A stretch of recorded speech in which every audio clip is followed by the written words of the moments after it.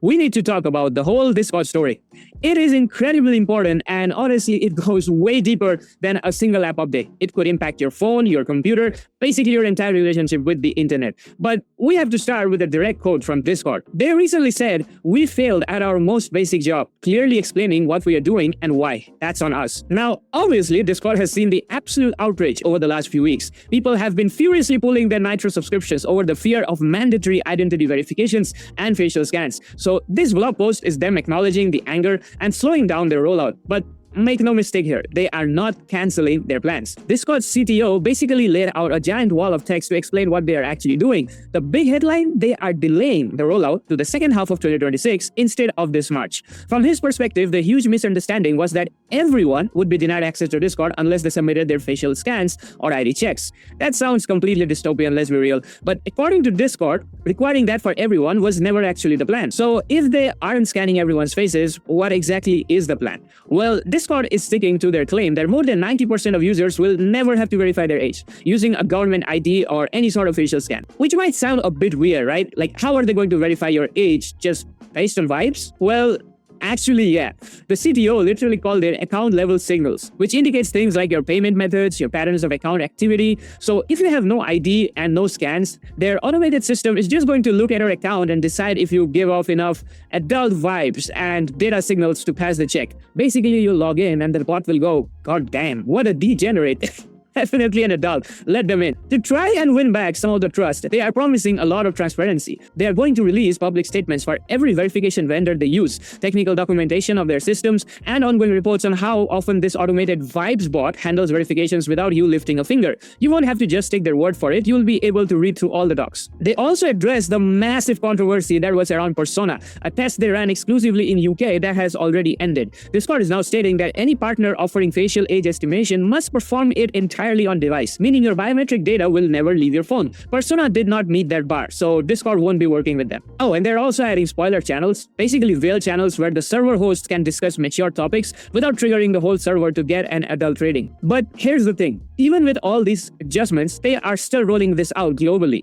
They are not going back, and you need to know why, because this isn't just a Discord story. This is a dry run for the future of the entire internet. Most people understand that when Discord asks a user in UK to verify their age, they are just complying with the law, specifically the Online Safety Act, which carries absolutely massive financial penalties if platforms mess up. But Discord is pushing this worldwide before they are even legally forced to. Why? Because they know the EU, several US states, and countries like Brazil are currently preparing their own strict age verification laws. Discord's strategy is basically compliance in advance. They want to build a light-touch automated system themselves, roll it out globally, and show regulators, hey look, it's possible to protect teenagers without collecting everyone's identity. They are desperately hoping lawmakers will accept this model rather than mandating harsh, hardline ID checks that will definitely piss everyone off. So you might be thinking, I guess I see Discord's angle here, but remember, Discord is only doing this because platform-level verification is the very last link in a long chain of potential checks. And right now, different parts of the world are trying to force that check somewhere else entirely.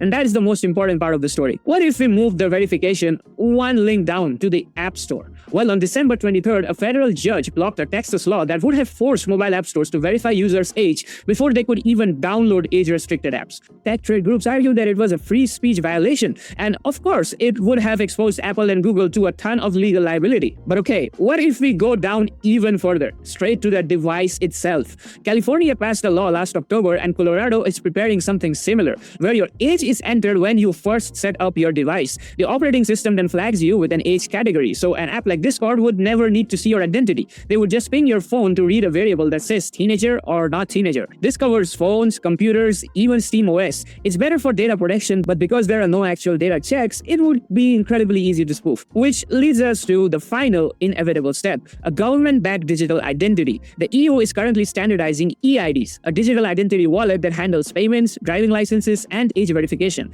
The end goal here is zero knowledge proofs, meaning your data is encrypted, and when a site needs verification question for your age, it can just get a cryptographic proof rather than your actual sensitive data. We basically have to assume that some combination of these options is going to happen pretty soon, but whether it's platform checks, device signals, or government wallets, they all require one thing, and that is proper infrastructure. And here is the scary part. A system designed to keep a 13-year-old out of an adult Discord channel today is a system that knows exactly who you are tomorrow. Think about the unintended consequences. Discord themselves admitted that personal identification leaks or compliance with government investigations could lead to genuine threats to people's safety. With the massive leap in AI models recently, bad actors or mass surveillance programs don't even need new data. They can just aggregate lots of publicly available datasets, and with the power of these new models, they can absolutely cook. The question isn't whether Discord's current system is reasonable today. The question is whether the infrastructure being normalized across the internet stays reasonable for the next 5, 10, 15, or maybe even 20 years.